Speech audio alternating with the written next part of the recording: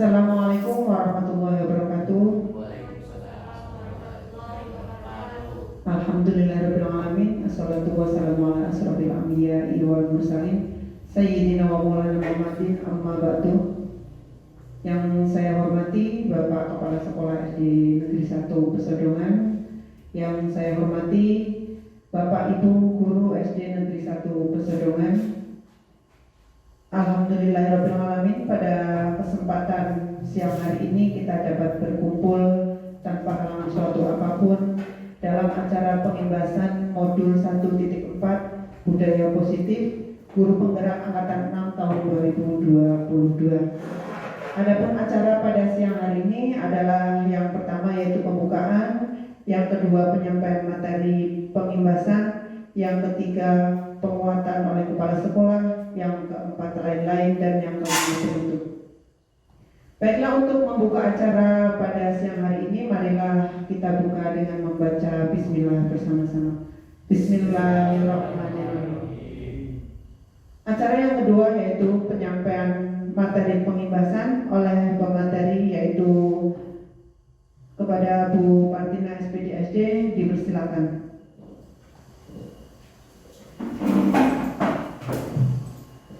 Bismillahirrahmanirrahim. Assalamualaikum warahmatullahi wabarakatuh. Yang terhormat Bapak Kepala SD Negeri 1 Pesodongan Bapak Sumbiyono SPD, yang kami hormati Bapak Ibu Dewan Guru SD 1 Pesodongan dan SD 2 Pesodongan.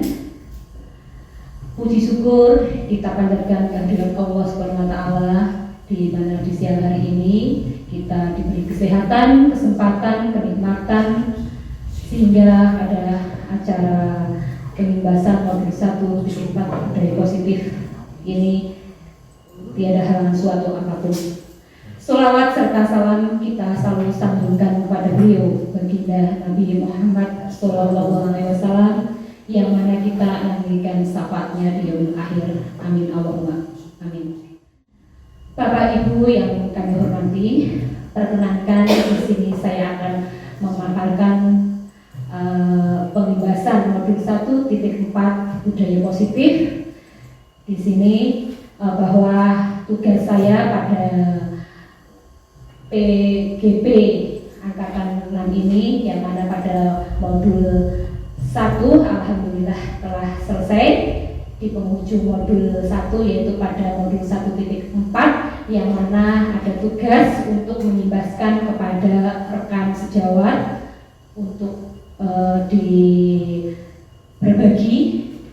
Sebelumnya mohon maaf sekali apabila nantinya dalam saya memaparkan banyak kekurangan, dan mohon maaf maksud saya bukan berarti di sini saya menggurui Bapak Ibu. Kita bersama-sama nanti belajar bersama di sini, karena teman-teman ini adalah tugas saya pada modul ini.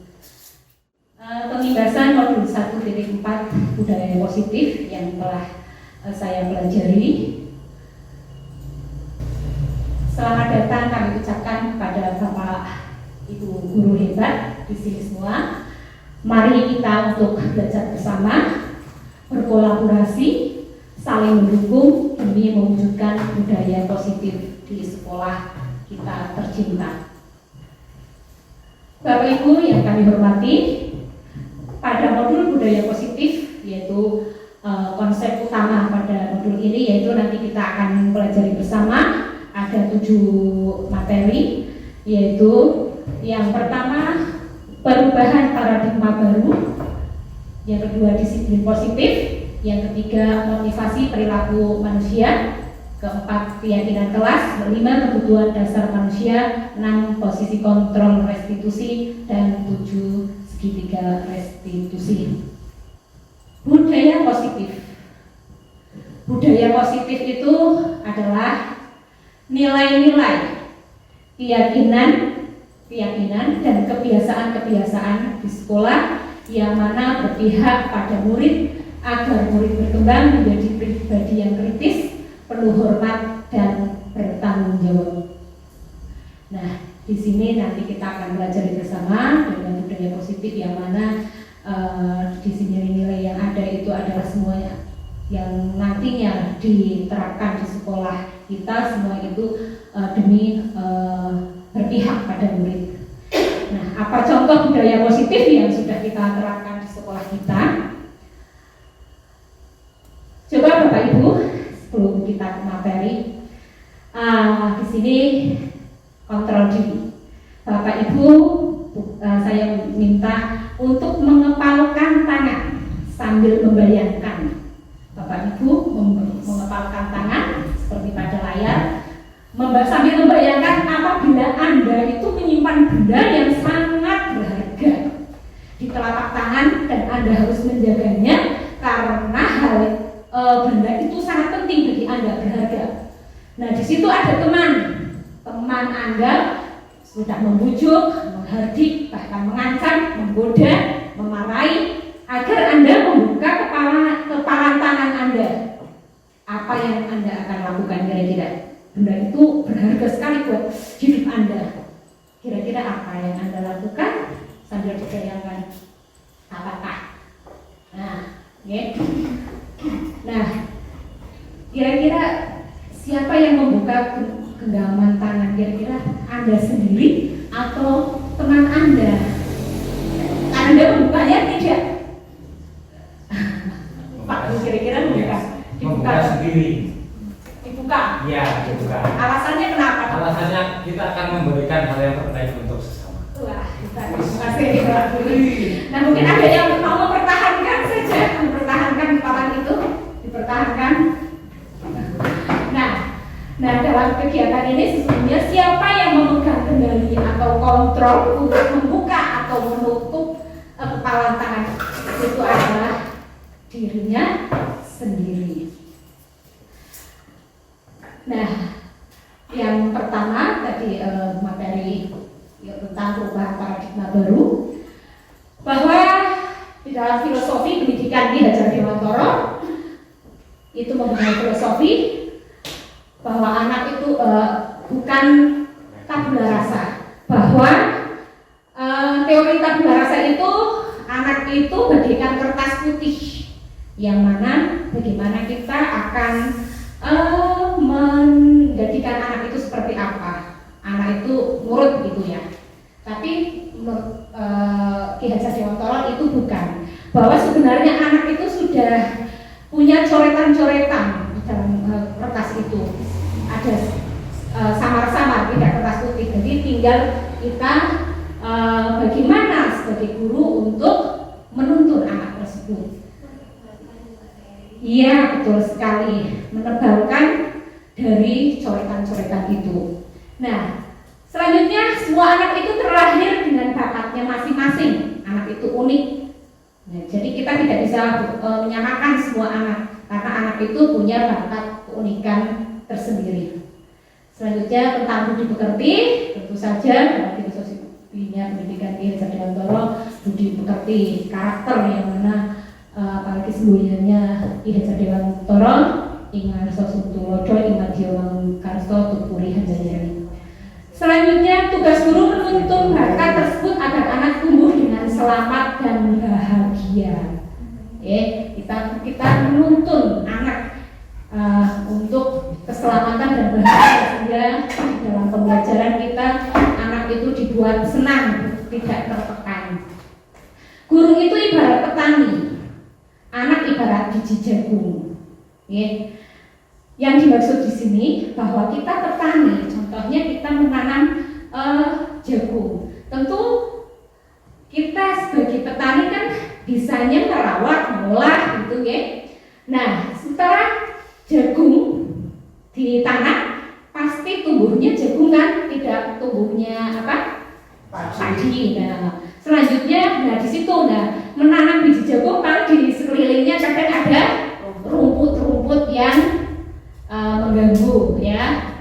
Nah, itulah kita sebagai guru untuk kita olah, kita rawat, kita pupuk. Nah ya, rumput-rumput itu untuk dicabutin. Nah, itu diberatkan seperti itu. Kita sebagai guru juga seperti itu. Kita apa sih bakatnya anak, memang sudah terlahir, memang sudah punya bakat tersendiri, bagaimana kita menuntun anak untuk potensinya itu untuk berkembang. Selanjutnya adanya kodrat alam dan kodrat zaman, bahwa kita dalam pemikiran KHD ini bahwa kita dalam menuntun anak itu sesuai dengan kodrat alam dan kodrat zamannya. Kodrat alam bahwa kita harus mengikuti yang ada alam lingkungan budaya di sekeliling kita, itu bagaimana harus kita arahkan di situ. Kemudian selanjutnya yaitu berpihak pada anak. Kita dalam mendidik anak itu selalu untuk berpihak pada anak. Kita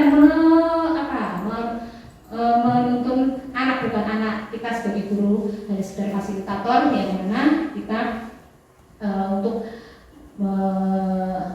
berpihak selalu pada anak.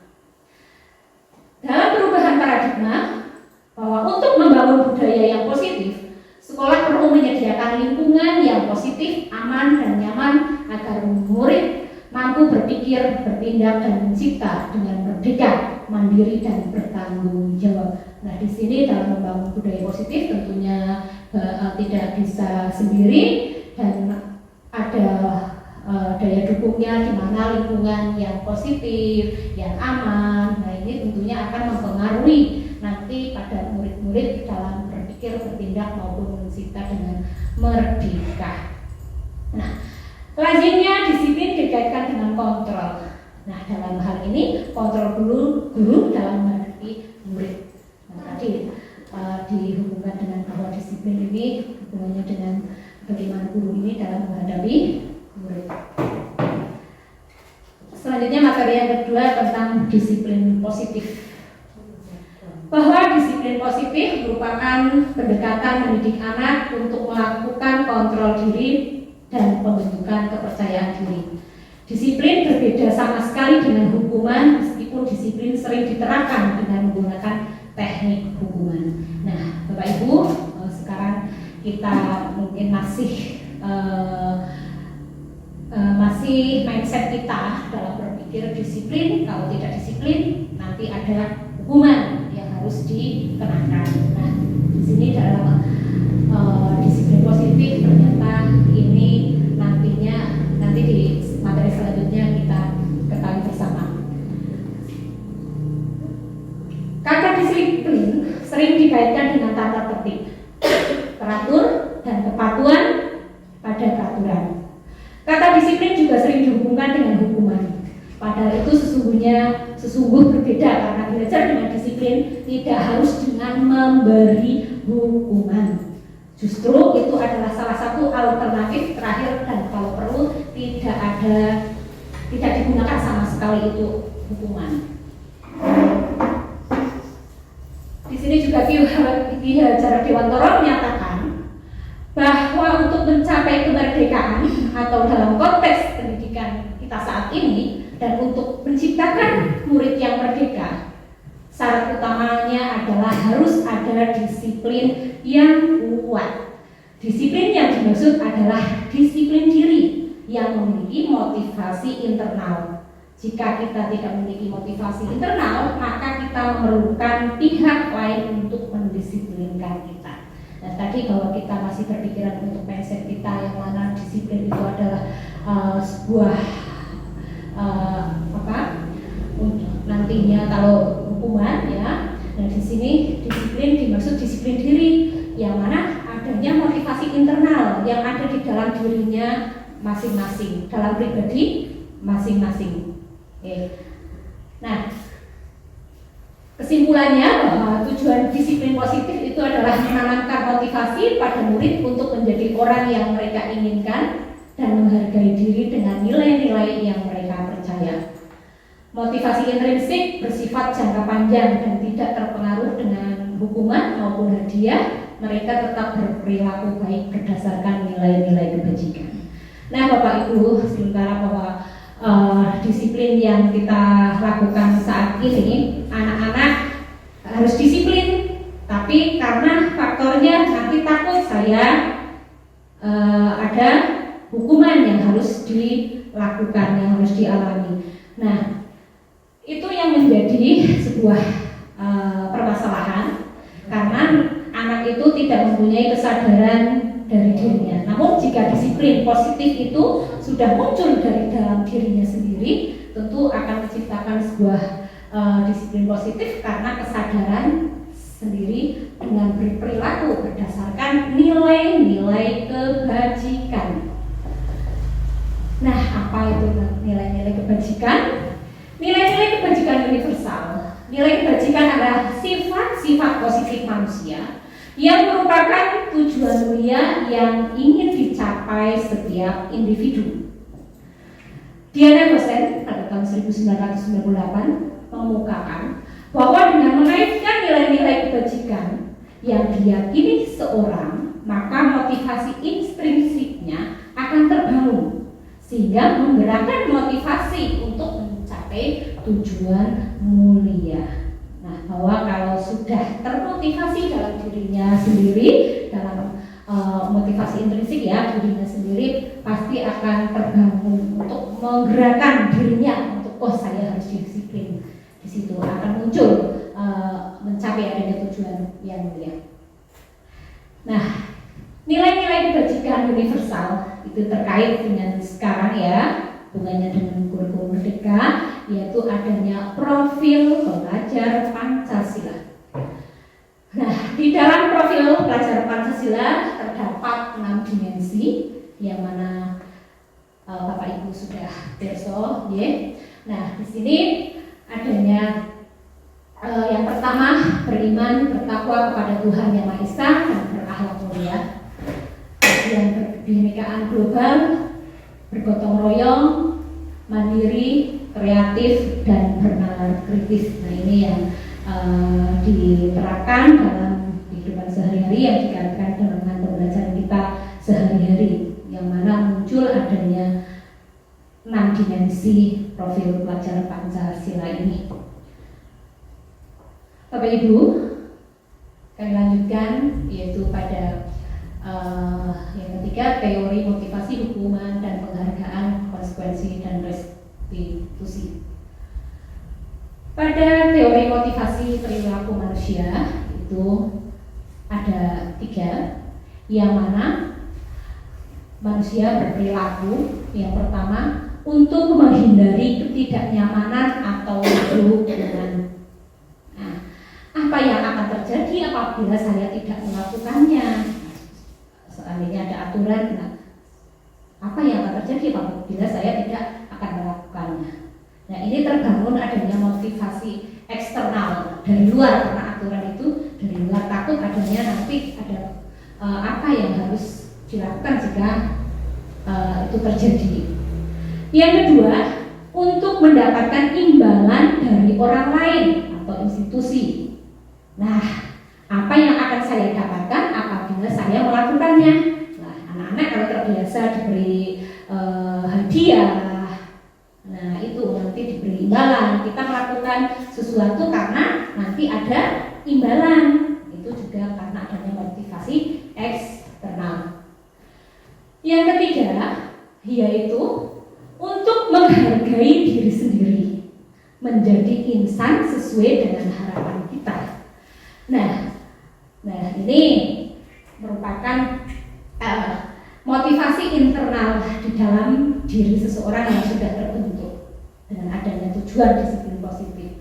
Nah, ini jika saya akan menjadi orang yang seperti apa bila saya melakukannya. Nah, ini jika seseorang sudah bisa melakukan hal-hal yang seperti ini karena kesadaran sendiri, bukan karena takut adanya hukuman, karena tidak adanya imbalan. Nah, anak-anak pun begitu. Nah, saya bisa contohnya di dalam lingkungan sekolah kita. Anak tidak terlambat sekolah, tidak masuk kelas tidak terlambat, bukan karena dia tergopoh-gopoh sampai sekolah, sampai kelas tepat waktu, itu karena takut, karena nanti adanya imbalan, ya, tapi memang kesadarannya anak, saya nanti sudah merasa terbangun di dalam dirinya. Saya masuk kelas, saya tidak terlambat, nanti karena saya rugi pada dirinya sendiri. nanti tertinggal dalam pelajaran, gitu juga. Nah, hukuman dan penghargaan. Menurut Alfikon ini mengungkapkan baik penghargaan maupun hukuman adalah cara-cara mengontrol perilaku seseorang, menghancurkan potensi untuk pembelajaran sesungguhnya. Memberikan penghargaan sama nilainya dengan menghukum seseorang. Dan jika kita memberikan hadiah pada anak yang pandai, maka sejatinya menghukum anak yang lain karena mereka merasa gagal rendah diri. Nah, itu yang masih kita lakukan, ya. Nah, ternyata teorinya ini hukuman dan penghargaan itu sama. Memberi penghargaan ternyata memberi hukuman pada yang lain. Nah, makanya di kurikulum Merdeka sendiri ketika ada peringkat, contohnya ya, peringkat 1, 2, 3. Nah, di sisi lain anak-anak yang mendapatkan peringkat, mendapat penghargaan, anak-anak yang tidak akan muncul rasa-rasa tidak minder dan sebagainya, merasa rendah diri, merasa gagal, nah begitu. Nah, Bapak Ibu, di sini adanya hukuman atau konsekuensi. Nah, di dalam sebuah peraturan, biasanya kita dalam bentuk peraturan itu di dalamnya kalau itu dilanggar kan ada hukuman atau konsekuensinya. Nah, contohnya di sini tindakan guru. Adanya ada anak yang melanggar aturan dan jika mencatat 100 kali dalam buku kalimat saya tidak akan terlambat lagi. Nah, karena terlambat ke sekolah contohnya itu. Nah, itu merupakan hukuman atau konsekuensi. Mencatat 100 kali dalam buku kalimat membuat 100 kali itu merupakan sebuah hukuman. Lari mengelilingi lapangan basket 2 kali karena terlambat hadir di sekolah juga ini merupakan hukuman. Murid diminta untuk push up 15 kali karena tidak menggunakan masker ke sekolah. Ini juga salah satu hukuman. Nah, contoh ada menggantikan kertas tugas teman yang telah dicoret-coret. Andainya ada anak mencoret-coret kertas temannya. Nah, ini dalam memberi tindakan guru dengan menggantikan kertas tugas yang telah dicoret-coret. Ini merupakan konsekuensi. Membersihkan tumpahan air di meja tulis karena tersenggol pada saat belajar. Suruh membersihkan. Ini juga merupakan konsekuensi. Murid disuruh untuk mengenakan sepatu seharian di sekolah karena tidak mengenakan sepatu hitam. Ini merupakan hukuman. Lari mengelilingi lapangan basket 2 kali karena terlambat 10 menit untuk mengikuti pelajaran PJOK. Nah, ini PJOK. Nah, lari mengelilingi lapangan basket 2 kali karena terlambat 10 menit. Ini karena hubungannya dengan olahraga. Ini masuk dalam konsekuensi. Nah, Bapak Ibu, tadi adanya hukuman atau konsekuensi ini sama-sama memberi tindakan namun beda. Kira-kira lebih ringan yang mana? Konsekuensi. Nah, perbedaannya tadi adanya hukuman dan konsekuensi. Bahwa hukuman itu adalah sesuatu yang menyakitkan harus terjadi. Konsekuensi itu sesuatu yang harus terjadi. Menyakitkan mungkin bagi yang memang niat kita untuk mendisiplinkan anak ya. Tapi di situ ada hal-hal yang ternyata di hati anak merasa tersakiti. Membuat anak sakit secara fisik maupun hati untuk jangka waktu lama. Nah, karena tadi seperti halnya, jadi sampai kapan umur berapa? Saya pernah di SD, contohnya pernah dihukum oleh Bu Evi sampai keliling lapangan 100 kali. Nah, itu sampai jangka lama ternyata ya. Nah, itu. Namun kalau konsekuensi membuat anak merasa tidak nyaman dalam jangka waktu pendek, pada saat dilakukan konsekuensinya. Kalau sudah lupa. Kemudian hukuman akan membuat membenci kedisiplinan, merasa terbebani, ya, aturan seperti ini merasa terbebani. Sedangkan konsekuensi anak akan menghargai disiplin. Hukuman mendorong anak menyakiti diri sendiri, sedangkan konsekuensi mendorong anak agar mudah menyesuaikan diri, menyakiti diri sendiri karena berusaha saya disiplin, berusaha saya mematuhi aturan, tapi merasa terpaksa. Hukuman konsep diri yang buruk, sedangkan konsekuensi konsep diri yang baik.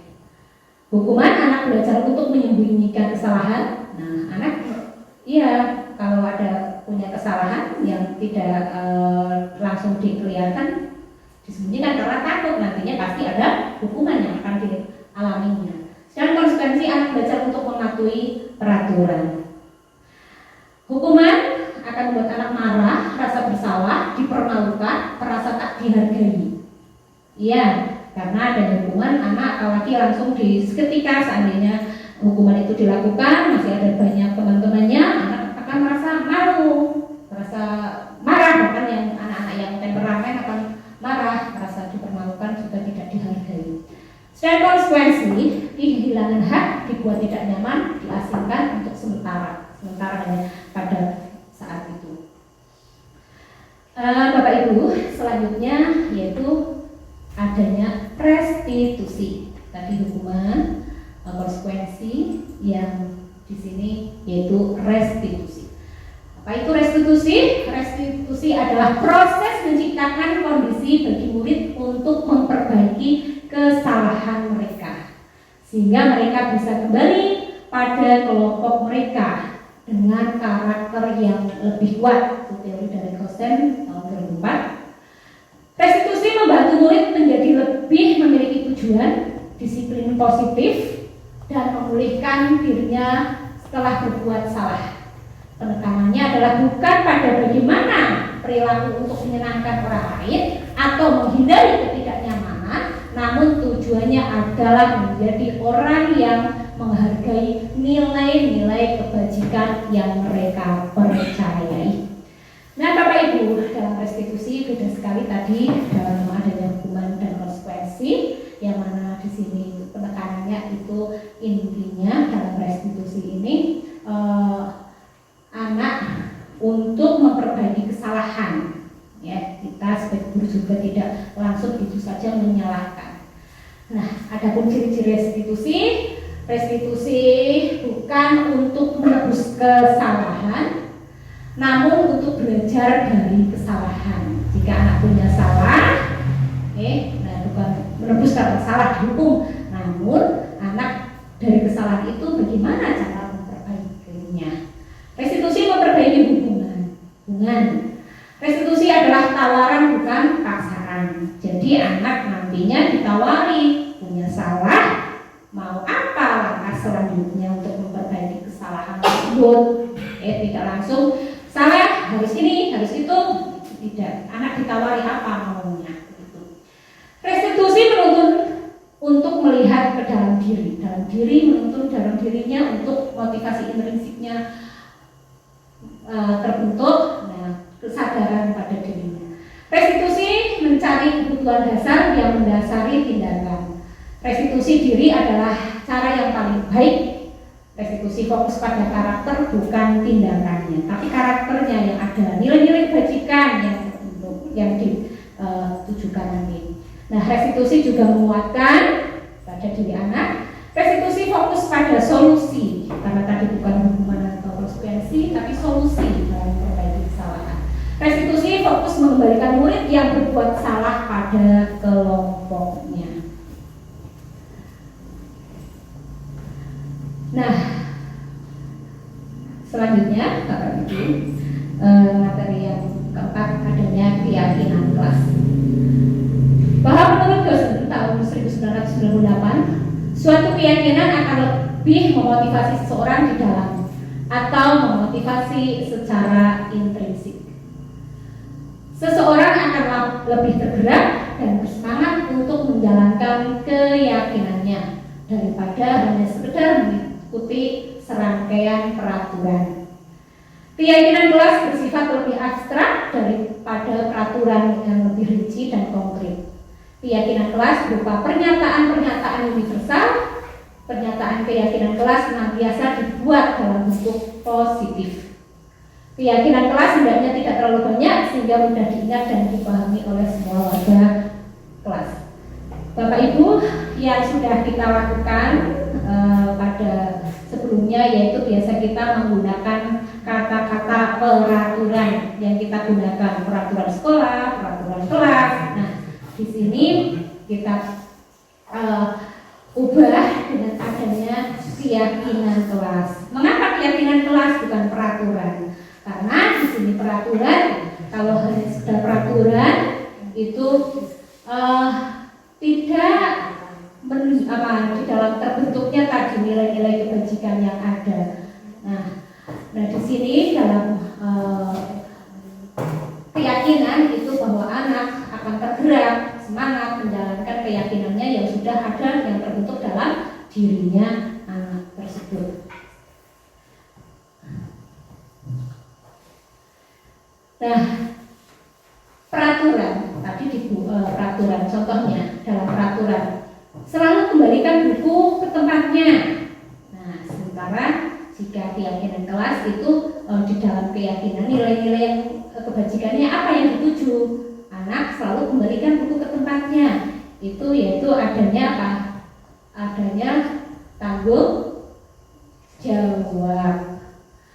Dilarang mengganggu orang lain. Nah, itu biasanya kita buat peraturan ya. Nah, untuk nilai kebajikan yang dituju apa? Dengan tidak mengganggu orang lain, yaitu menghormati orang lain dan dirinya sendiri. Hadir di sekolah 15 menit sebelum pembelajaran dimulai. Nah, ini nilai kebajikan yang ada yaitu menghormati orang lain dan komitmen pada tujuan berkomitmen. Selain menghormati diri orang lain, yaitu menghormati dirinya sendiri ya, dalam melakukan hal tersebut. Dilarang melakukan kekerasan.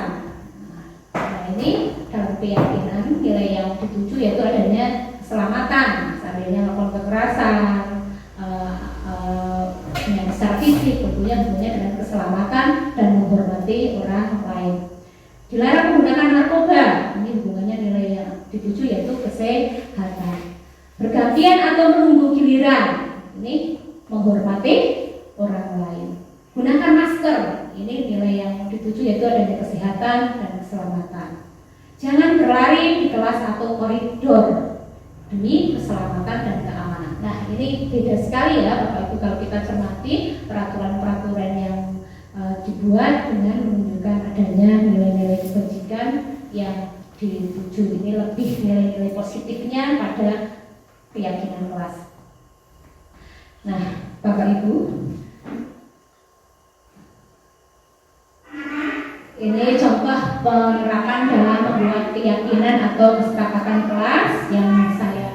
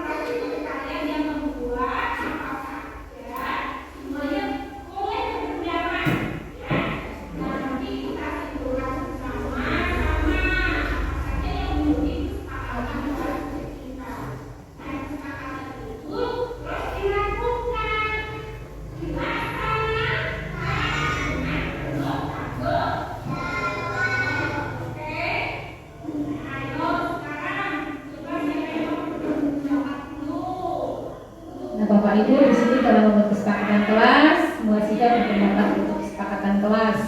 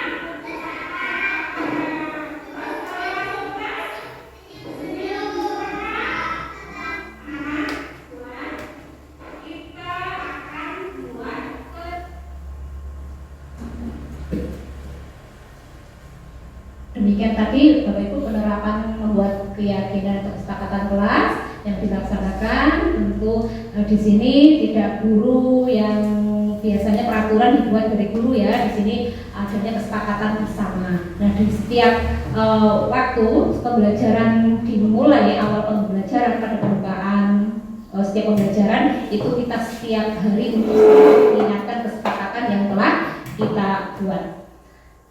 Nah, selanjutnya yaitu tentang kebutuhan dasar manusia, bahwa manusia mempunyai 5 kebutuhan dasar, yaitu yang pertama kebutuhan bertahan hidup. Bahwa kebutuhan yang bersifat fisiologis untuk bertahan hidup. Misalnya yaitu kesehatan, rumah, makanan, itu merupakan kebutuhan untuk bertahan hidup. Yang kedua, kasih sayang dan rasa diterima, yaitu adanya kebutuhan psikologis, kebutuhan untuk disayangi dan diterima, kebutuhan memberi dan menerima kasih sayang. Yang ketiga yaitu penguasaan atau kebutuhan pengakuan atas kemampuan, kebutuhan untuk mencapai sesuatu, menjadi kompeten, diakui, didengarkan, memiliki harga diri. Ini anak juga harus mempunyai, kita tahu adanya kebutuhan tersebut. Yang keempat yaitu kebutuhan kebebasan, kebutuhan akan pilihan, menginginkan pilihan banyak, bergerak, mencoba hal baru. Yang kelima yaitu kesenangan atau kebutuhan untuk merasa senang. Nah Bapak Ibu, kita harus bisa harus tahu bahwa anak ini, murid kita ini mempunyai 5 kebutuhan dasar yang harus kita penuhi, kita sebagai guru dalam proses pembelajaran. Yang anak mempunyai kebutuhan apa yang harus kita penuhi. Nah, di sini ada contoh Ibu Ani, guru kelas 1 di SD Pelitas, dan bingung menghadapi ulah salah satu murid di kelasnya. Agus, beberapa anak telah datang dan mengeluhkan sama Agus yang seringkali meminta bekal makan siang karena dengan paksa. Jika Anda yang menghadapi situasi yang seperti ini, seperti Ibu Ani, apa yang akan Anda lakukan kira-kira? Nah, dalam konteks penerapan disiplin positif, Ibu Ani itu sebaiknya mencari tahu alasannya. Jangan langsung menghardik anak tersebut, tidak boleh langsung menyalahkan anak tersebut. Nah, apabila jawaban Agus kita klarifikasi, ya, apabila jawabannya Agus di sini karena lapar dan orang tuanya tidak membawa bekal makanan siang, berarti itu menunjukkan sebuah kebutuhan bertahan hidup. Jika jawabannya Agus itu senang, temannya jadi memperhatikan dia senang, merasa senang kalau dirinya telah melakukan hal tersebut, itu berarti menunjukkan ternyata itu adalah kebutuhan cinta dan kasih sayang.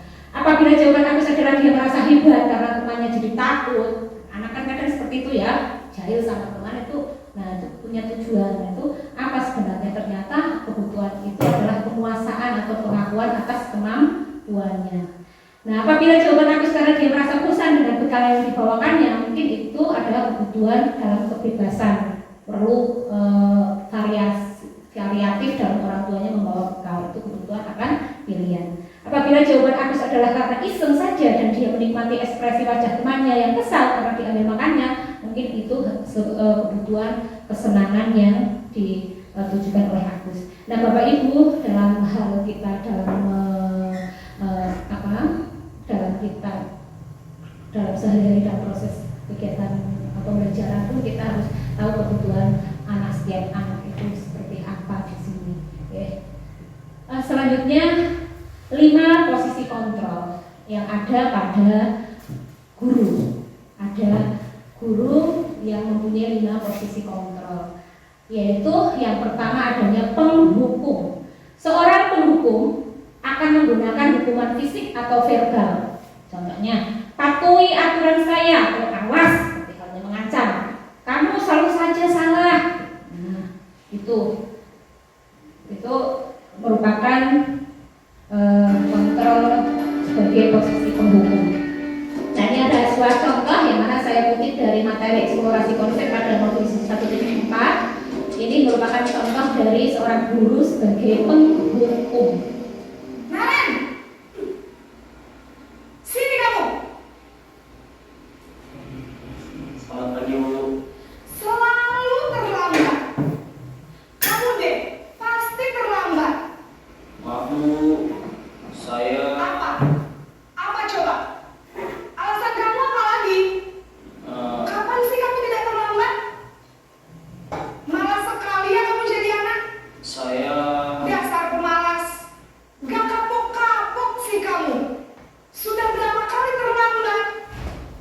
Sana, kamu keliling lapangan basket 2 kali. kenapa saya harus ke lapangan basket, Bu? Kenapa? Kamu melawan ibu? Berani-beraninya jawab. Sudah terlambat, masih berani jawab pula.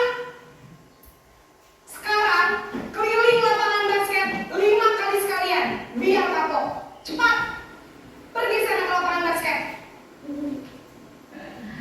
Nah, itu demikian tadi Bapak Ibu.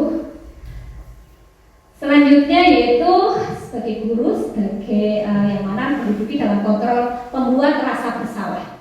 Itu masih bersuara lembut, membuat orang lain namun tidak nyaman, bersalah dan tidak percaya diri.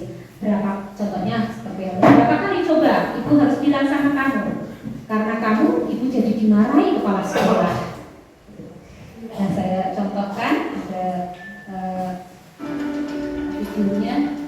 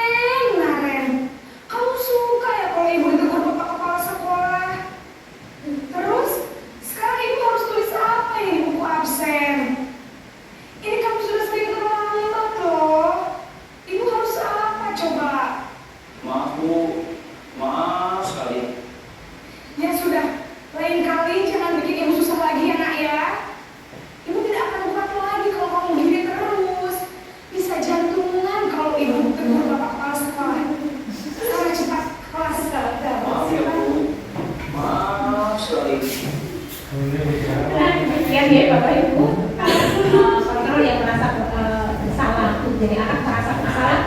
Ini tadi masih harus, namun merasa suatu anak akan merasa dalam dirinya merasa bersalah. Selanjutnya yaitu di posisi guru dalam kontrol sebagai pemaaf. Yaitu posisi ini berupa hubungan baik antara guru dan murid.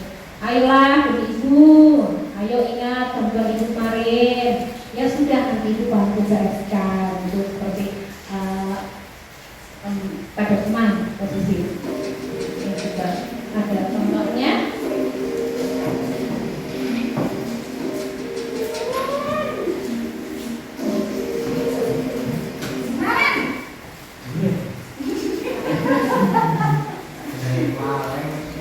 Selamat pagi, Bu. Wah, sudah jam berapa ini nak?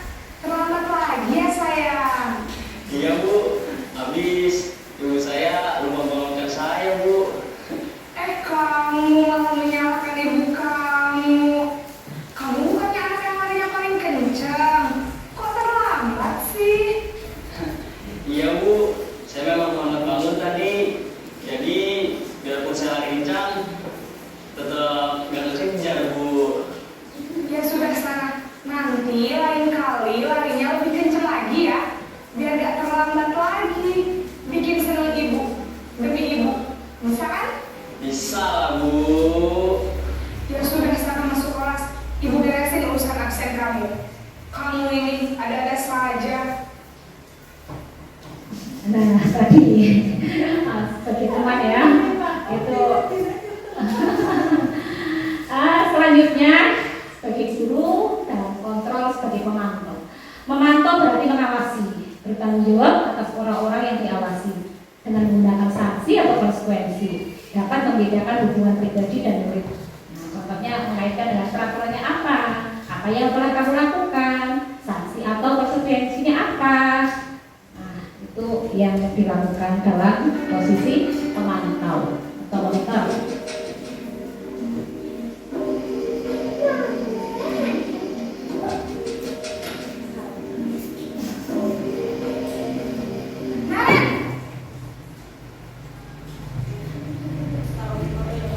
Selamat pagi, Bu.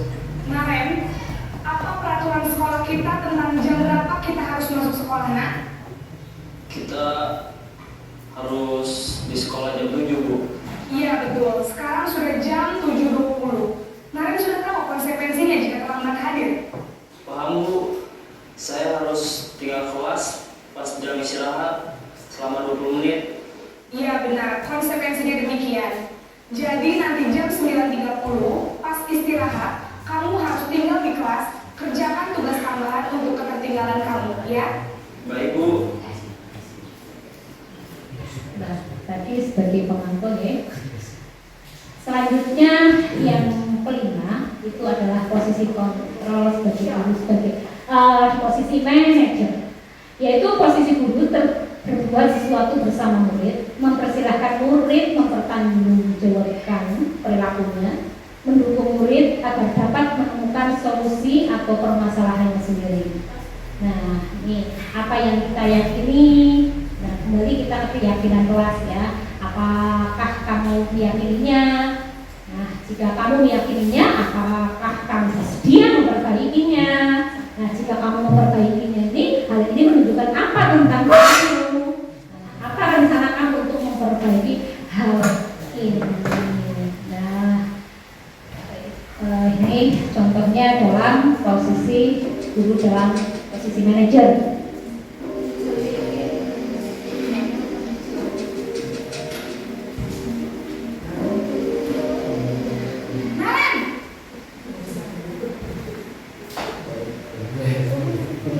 Selamat pagi, Bu. Selamat pagi, Naren. Maaf, Bu. Saya terlambat. Iya, sekolah masuknya jam 7, sekarang sudah jam 7.20. Jadi sekarang bagaimana ini, Naren? Maaf, Bu.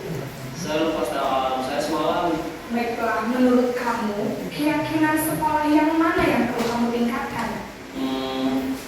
Menghargai diri sendiri dan orang lain mungkin, ya, Bu. Setuju. Jadi, apakah Naren meyakini prinsip saling menghormati tersebut? Iya, Bu. Saya meyakininya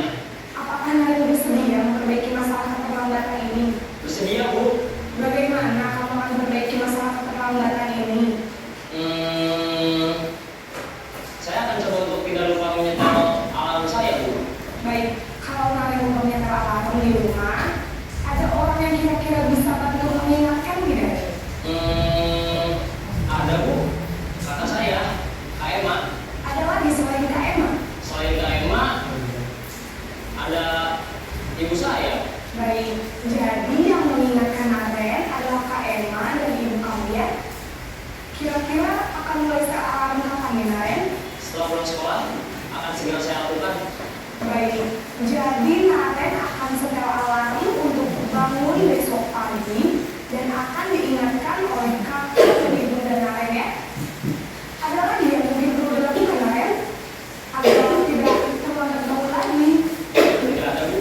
Baik Naren, terima kasih untuk kerjasama kamu. Sekarang kamu perlu kembali ke kelas untuk belajar. Baik Bu, terima kasih. Nah, demikian tadi Bapak Ibu, yang mana guru di dalam posisi manajer. Kelihatannya dari 1 sampai 5 yang mana Bapak Ibu setelah melihat video tadi, kira-kira selama ini Bapak Ibu dalam posisi yang mana? Posisi tadi Bu sebagai teman merasa bersalah, atau sebagai pemantau, atau manajer. Nah, marilah Bapak Ibu semua, mulai dari sekarang kita berusaha untuk memposisikan diri sebagai manajer, yang mana itu semua di masa depan murid-murid kita. Ya, kita latihan belajar, oke? Walaupun kesabaran itu harus ada. Nah, yang terakhir yaitu segitiga restitusi. Apa itu segitiga restitusi? Segitiga restitusi merupakan tahapan tindakan yang dilakukan guru untuk membawa siswa menaati kesepakatan kelas yang telah ditetapkan dan mengakui secara sadar dan terbuka ketika melakukan kesalahan, serta merasakan kenyamanan ketika sudah berperilaku jujur. Nah, ini nanti ada dalam tahapan tindakan yang dilakukan, yaitu ada segitiga restitusi, yaitu adanya menstabilkan identitas, validasi tindakan yang salah, dan menanyakan keyakinan. Nah, ini dalam segitiga restitusi yang untuk kita dalam menyelesaikan sebuah masalah yang ada. Tadi kita ada 3 tindakan, yang mana yang pertama adalah menstabilkan identitas dalam menyelesaikan masalah. Bahwa kita ketahui setiap orang itu pasti pernah melakukan kesalahan, dan kamu bukan satu-satunya yang pernah melakukan ini, sehingga anak itu merasa nyaman ya, tidak langsung divonis kamu salah. Itu di dalam secara psikologis anak itu akan merasa tambah ini salah, tapi merasa lebih salah. Yang kedua yaitu adanya validasi tindakan yang salah. Dengan kesalahan yang ada, kita validasi. Nah, tentu tidak langsung kita harus memberi kesempatan pada anak dia melakukan kesalahan, tentu karena ada alasan tertentu, yaitu dengan validasi tindakan. Kamu tentu punya alasan kamu lakukan, tidak ada alasannya, kita beri kesempatan pada anak itu. Adakah cara yang lebih efektif untuk mendapatkan apa yang kamu butuhkan? Itu kita menanyakan hal-hal seperti itu. Yang ketiga yaitu menanyakan keyakinan dalam tahapan yang ketiga, di mana keyakinan yang telah dibuat, yang telah disepakati di dalam kelas maupun di sekolah, kita tanyakan dari apa anak keyakinan kelas apa yang telah disepakati. Nah, terus selanjutnya kamu ingin menjadi orang yang seperti apa? Nah, itu dalam melakukan tahapan restitusi. Nah, di sini saya berikan contoh yang sudah saya coba di dalam saya di kelas, bahwa ada sebuah kasus ketika istirahat seorang anak yang bernama Zaidah ketahuan membuang sampah tidak pada tempat sampah yang disediakan di sekolah. Nah, kejadian tersebut diketahui saya ya. Nah, kemudian saya lakukan restitusi contohnya.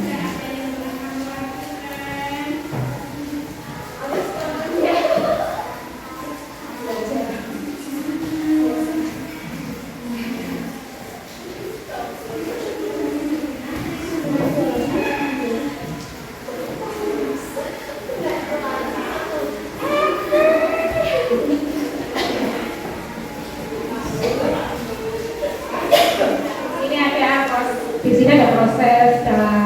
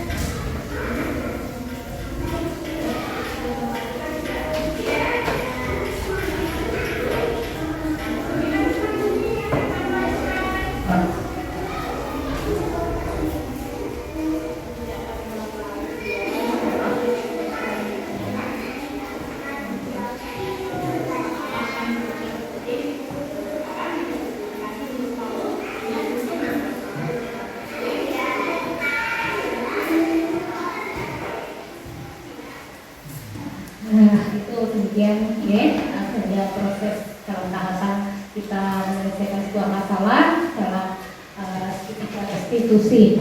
Nah, Bapak Ibu, mungkin ini beda dengan biasa yang kita lakukan dalam sehari-hari. Kita berusaha untuk menyelesaikan masalah dengan bukan adanya hukuman atau konsekuensi ada, namun dengan menyelesaikan masalah dengan solusi yang akhirnya anak itu akan merasa apa?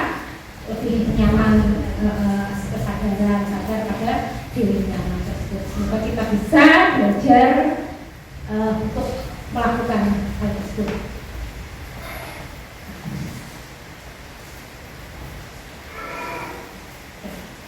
Nah, demikian Bapak Ibu yang mana pemaparan dari saya tentang budaya positif yang bisa saya sampaikan. Itu banyak kekurangan sekali dan mungkin ada kekeliruan, dan saya menyampaikan mohon maaf yang sebelum-sebelumnya. Mari kita bersama tergerak dan untuk pertama adalah diri kita sendiri untuk tergerak untuk melakukan hal-hal yang sesuai dengan nilai kebajikan, yang menciptakan budaya positif yang ada di lingkungan sekolah kita untuk membawa murid-murid kita ke dalam budaya positif yang bisa dilaksanakan di budaya Jaya. Dan bergerak dalam hati, kemudian kita bergerak, berarti kita melakukan dan dapat menggerakkan orang lain. Nah, terima kasih sekali atas waktunya yang Bapak Ibu sempatkan untuk belajar bersama di sini. Sekali lagi mohon maaf yang setulus-tulusnya apabila ada kata yang kurang berkenan, ada kesalahan dan kekurangan dalam saya menyampaikan. Mohon maaf yang setulus-tulusnya. Kami akhiri. Wassalamualaikum warahmatullahi wabarakatuh.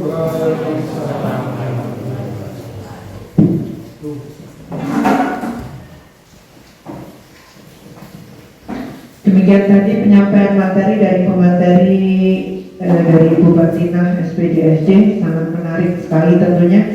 Untuk acara yang selanjutnya yaitu lain-lain yang akan diisi dengan tanya jawab dahulu. Untuk Bapak Ibu yang mempunyai pertanyaan atau ada yang ditanyakan atau mau menanggapi dari penyampaian materi yang sudah disampaikan oleh Ibu Batinah, dipersilakan.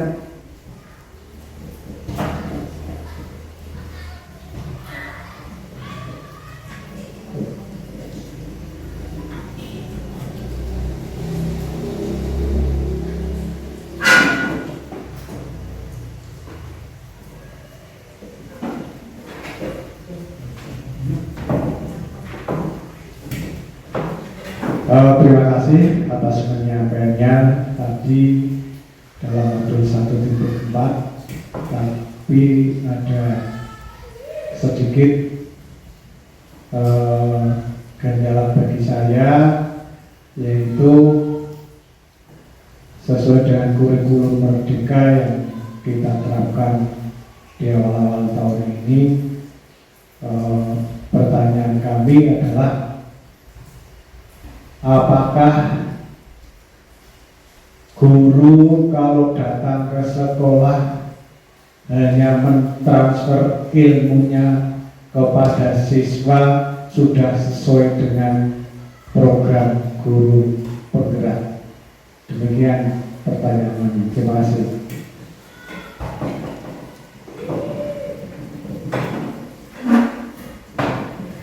Terima kasih Bapak Sugiono atas pertanyaannya tadi, luar biasa.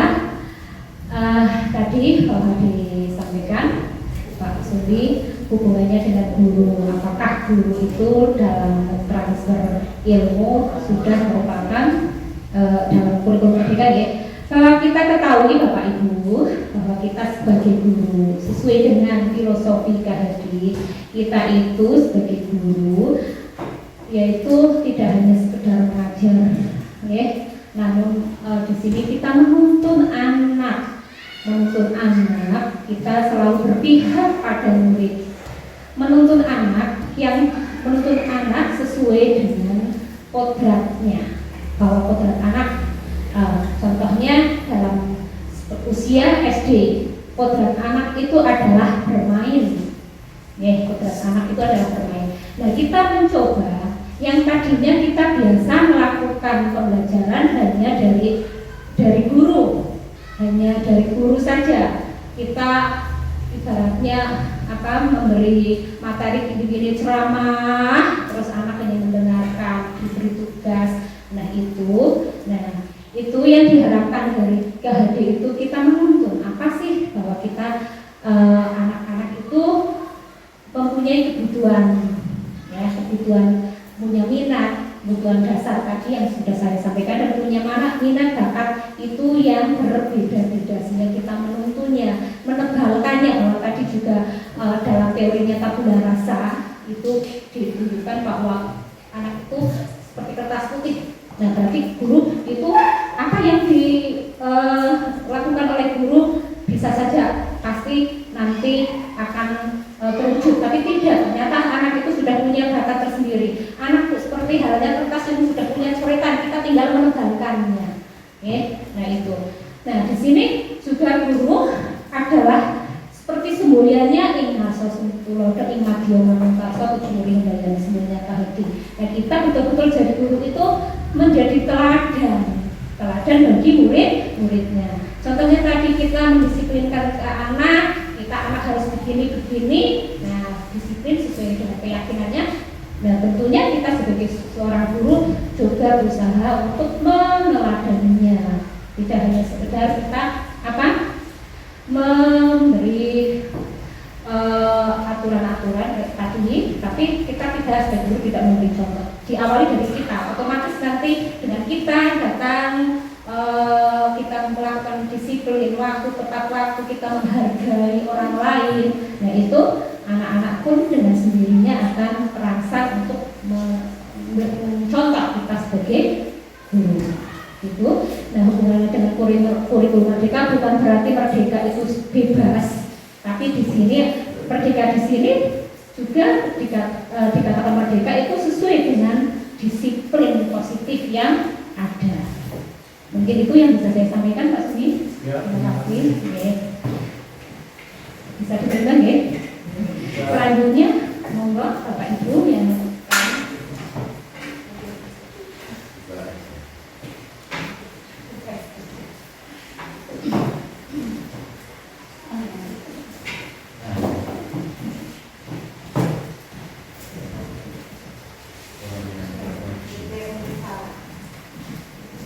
Ya, terima kasih. Tadi disampaikan materi yang disampaikan Bu Partina adalah disiplin diri, ya, kalau nggak salah. Nah, di situ tadi kalau tidak salah dilihat bahwa sebenarnya kita tidak boleh memberikan sebuah hukuman, tapi namanya restitusi. Nah, saya punya pengalaman seperti ini.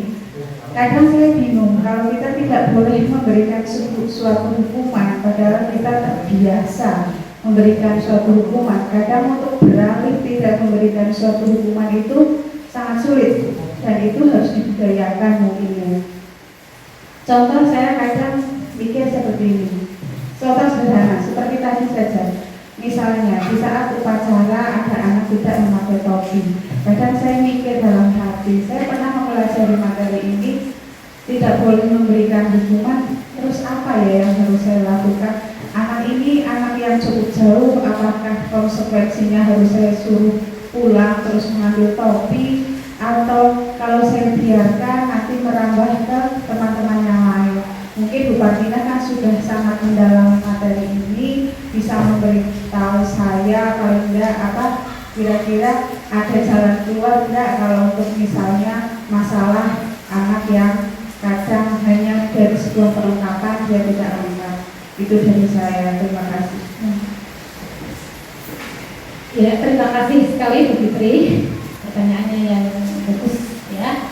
Ya, memang ini ya Bapak Ibu, karena ini adalah suatu hal baru, pengalaman baru bagi saya juga, memang karena sudah suatu kebiasaan ya dalam melakukan sebuah penyelesaian masalah yang mana kita biasa dengan tadi kontrol seperti halnya memberi konsekuensi, memberi hukuman. Nah, di sini kita tadi seperti masalah yang ada di Ibu Fitri, ya memang sebuah proses itu tidak mungkinlah langsung begitu saja ya. Semua suatu budaya itu tidak mungkin langsung tercipta sekarang teorinya seperti ini, konsepnya seperti ini, kita laksanakan, diterapkan langsung menjadi budaya positif yang ada langsung diterapkan langsung itu hasilnya. Itu tidak semua butuh proses tahapan-tahapan. Namun karena hubungannya dengan hukuman, penghargaan saja itu berdampak seperti halnya hukuman.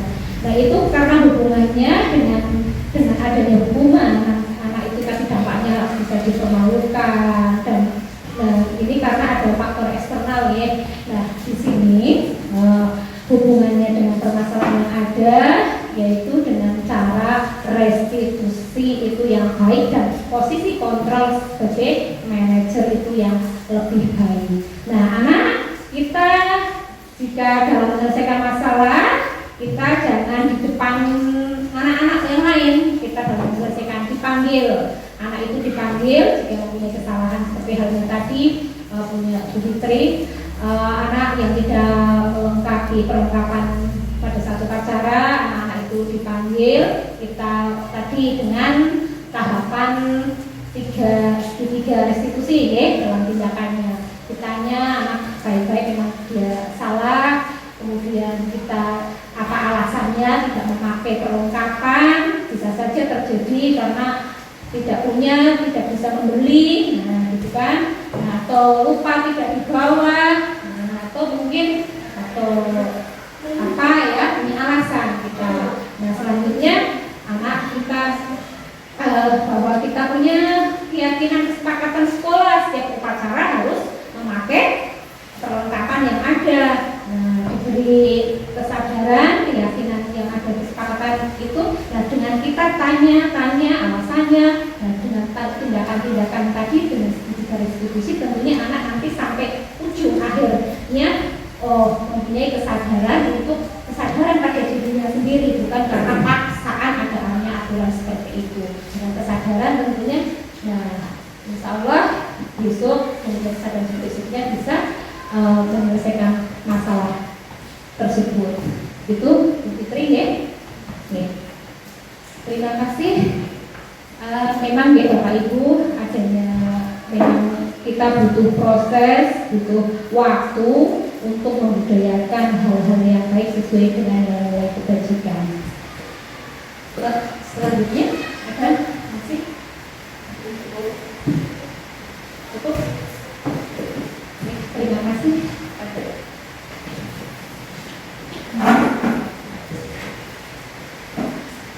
Untuk acara selanjutnya yaitu penguatan dari kepala sekolah yang akan disampaikan oleh Bapak Sumiono SD.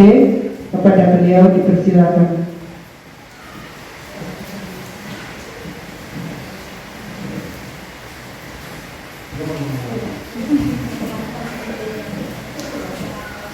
Assalamualaikum warahmatullahi wabarakatuh. Kepada rekan-rekan guru SD Pesugihan, puji syukur alhamdulillah pada sore hari ini kita dapat berkumpul mendengarkan dan menyaksikan apa yang sudah disampaikan oleh Ibu Martina selaku guru penggerak dari SD 1 Pesudungan, yang mana sudah disampaikan yaitu modul 1.4 tentang budaya positif. Barangkali membuka mata hati kita semuanya dan rekan-rekan guru selama ini dengan hasil pemaparan tadi, ternyata apa yang telah saya perbuat, apa yang saya sampaikan kepada siswa dan teman-temannya ternyata masih banyak kekurangannya. Untuk itu dengan kita belajar bersama apa yang tadi sudah disampaikan Ibu Partina, membangkitkan kita semuanya bahwa kesalahan-kesalahan yang kita sampaikan kepada siswa semoga tidak terulang kembali. Disinilah keunikan guru, karena guru dituntut ada beberapa kompetensi, antara lain yaitu kompetensi pedagogik, yang mana kompetensi inilah yang membedakan bahwa guru berbeda dengan pegawai yang lain. Jadi kompetensi ini adalah kemampuan seorang guru untuk mengelola pembelajaran dengan siswa-siswanya. Untuk itu saya berterima kasih sekali kepada Ibu Partina selaku guru penggerak. Semoga dapat memotivasi guru-guru yang lain untuk mengikuti program dari Kemendikbudristek ini, yaitu mengikuti guru penggerak. Allahumma amin. Kemudian selama mengikuti program-program dari guru penggerak ini juga jangan lupa Bapak Ibu untuk selalu mengupdate yaitu plafon Merdeka Mengajar, karena dalam PMM itu merupakan referensi yang sangat baik bagi Bapak Ibu semuanya. Semoga apa yang sedang diikuti dijalankan Ibu Partina ini diridhoi oleh Allah Subhanahu wa Ta'ala, dapat mentransformasikan ilmunya kepada siswa dan mengimplementasikannya di sekolah Bapak Ibu semuanya. Terima kasih sekali lagi kepada Ibu Partina. Semoga Bapak dan Ibu yang lain dapat mengikuti program dari kementerian ini yang sangat bagus sekali. Sekian. Wassalamualaikum warahmatullahi wabarakatuh.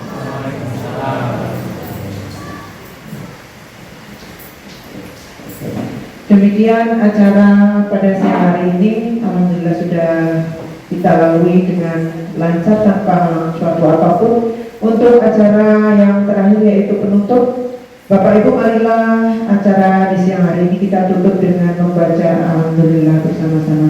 Alhamdulillahirrahmanirrahim. Wassalamualaikum warahmatullahi wabarakatuh. Assalamualaikum warahmatullahi wabarakatuh.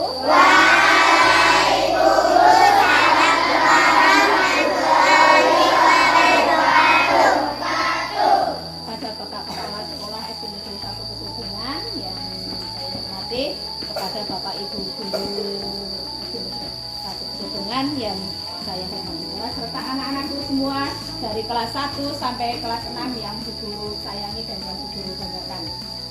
Terima kasih anak-anakku semua, kalian kumpul di sini juga akan menyampaikan beberapa hal.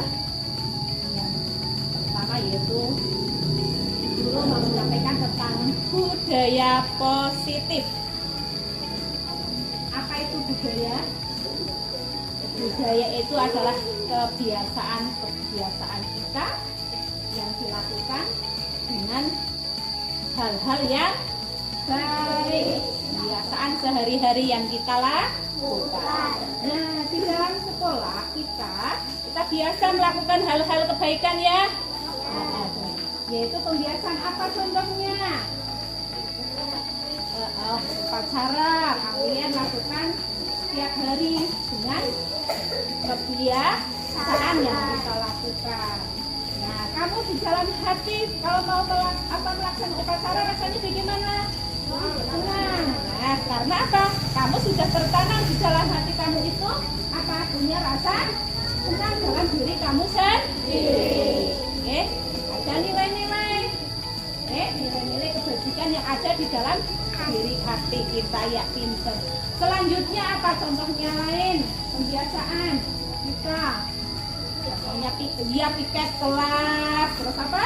Kita bersih-bersih lingkungan kelas. Nah, itu pembiasaan di sekolah kita, budaya yang sudah kita lakukan. Nah, dengan kamu melakukan setiap hari dengan kesadaran kamu sendiri, ya bukan karena apa?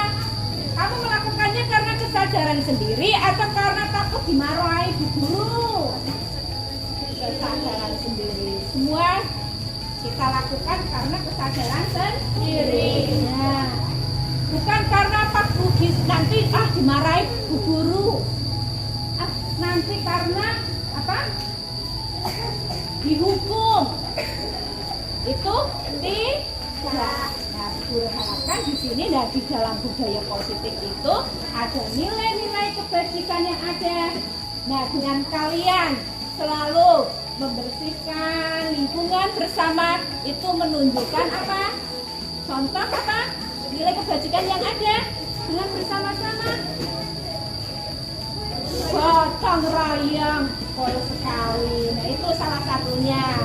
Dengan bersama-sama melakukan berarti menunjukkan kamu selalu bergotong royong. Itu adalah nilai kebajikan yang ada. Kemudian apa lagi?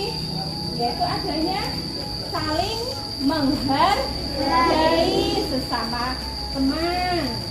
Piket bersama. Adanya apa? Saling menghargai. Nah, adanya nilai-nilai yang ada di dalam diri kita diharapkan deh itu muncul dalam diri kita sendiri, bukan pengaruh orang lain. Kamu melakukan piket bukan bersih-bersih bukan karena takut dimarahi. Nah, guru harapkan kalian juga mengerjakan PR, tugas-tugas kalian dikerjakan. Itu bukan karena apa? Bukan karena orang lain, tetapi diri kita. Kamu berangkat sekolah tepat waktu, disiplin ya. Bukan kamu lari-lari nanti sampai sekolah saya takut dimarahi bu guru. Itu tidak, tapi kesadaran sendiri. Itu salah satu apa? Menghargai diri kita sendiri. Pertama, menghargai diri kita sendiri. Kamu harus bisa menghargai diri kamu sendiri dengan melakukan hal-hal yang baik. Ya. Nah, Bu Guru tahu kalian sekarang sudah bisa menghargai diri sendiri. Saya membuang sampah di tempat sampah. Membuang sampah di mana? Kamu menghargai diri sendiri, bukan karena takut nanti kelihatan Bu Guru, kelihatan Pak Guru nanti saya dimarahi. Tidak, tapi kamu dengan diri kamu sendiri kesadaran. Kamu dengan cara menghargai diri kamu sendiri. Oke? Bisa dilakukan. Melakukan apa saja? Kamu mendengarkan Bu Guru, Pak Guru yang menjelaskan di depan, di kelas. Itu karena apa? Kamu menghargai diri sendiri. Itu seperti itu.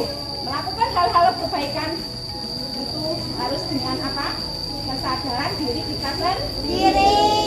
Paham?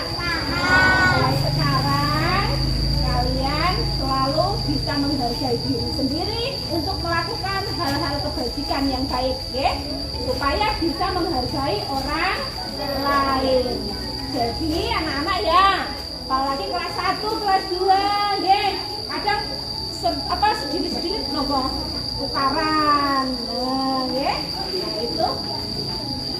itu saling menyayangi sesama teman.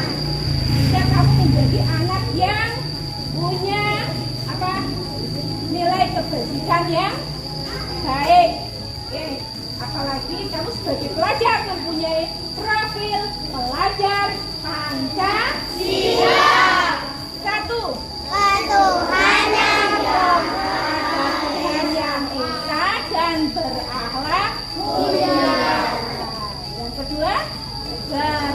kebinekaan global. Yang ketiga, gotong royong. Keempat, mandiri.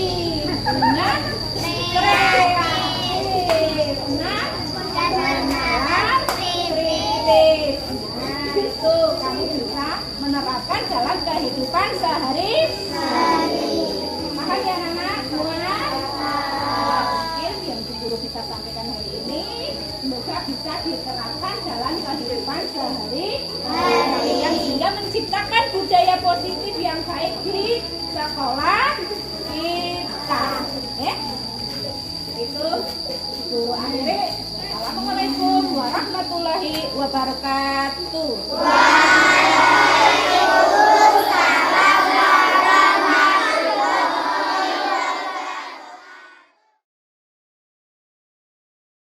Anak-anak, semua, kita akan buat kesepakatan kelas kita, ya.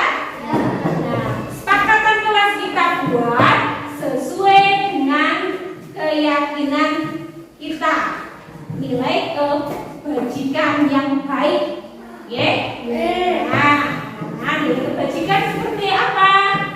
Seperti contohnya selalu berkata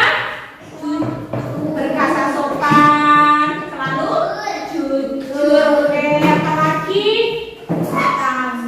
tangguh jawab, menghargai orang lain, menghargai orang lain. Nah, anak-anak semua, kesepakatan kelas kita buat bersama. Tidak dari guru, tapi dari kalian. Paham? Jadi kalian sendiri yang sepakat. Kita buat kesepakatan kelas itu kalian yang membuat apa saja. Semuanya boleh berpendapat, ya. Nah, nanti kita simpulkan bersama-sama apa saja yang menjadi kesepakatan kelas kita. Nah, kesepakatan itu terus dilakukan, dilaksanakan dengan penuh tanggung jawab. Oke? Nah, ayo sekarang coba siapa yang mau berpendapat dulu untuk ya apa contohnya? Tidak boleh mengejek teman, ya. Boleh ya, tidak boleh mengejek teman. Ayo siapa lagi? Tidak boleh mengejek teman. Yo, apa Mas Saida? Duduk dengan tertib. Duduk dengan tertib. Ya, Mas Radit. Buang sampah di tempat sampah. Buang sampah di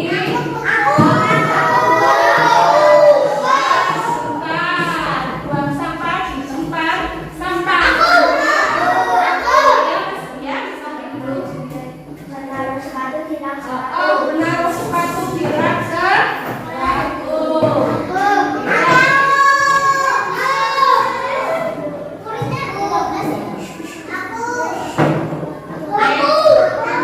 Terus apa lagi? Keluar minta izin.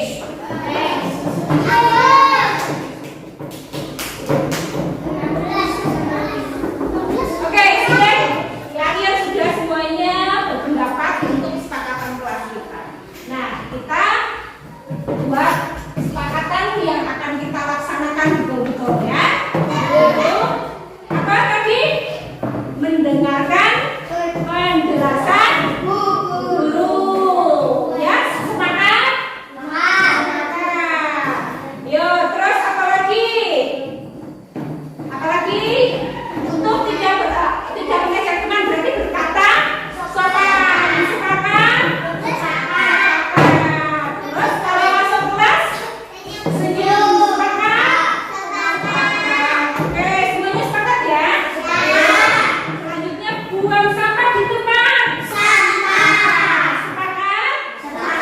Sepakat ya. Selanjutnya kalau mau ke kamar mandi, minta izin ketua kelas yang penting ya, minta izin. Semuanya sepakat? Kalau di kelas katanya tapi tidak lari, berarti harus duduk dengan tertib. Sepakat? Sepakat. Anak-anak, berarti kalian ini harus disepakati, sudah disepakati bersama, berarti harus dilakukan bersama, penuh tanggung jawab. Mulai hari ini kesepakatan kelas berarti dilaksanakan. Assalamualaikum warahmatullahi wabarakatuh. Selamat siang, saya Ika, rekan dari Ibu Partinah, guru penggerak angkatan 6 tahun 2022. Kali ini saya akan menyampaikan tentang pengimbasan yang telah dilaksanakan oleh Bu Partinah.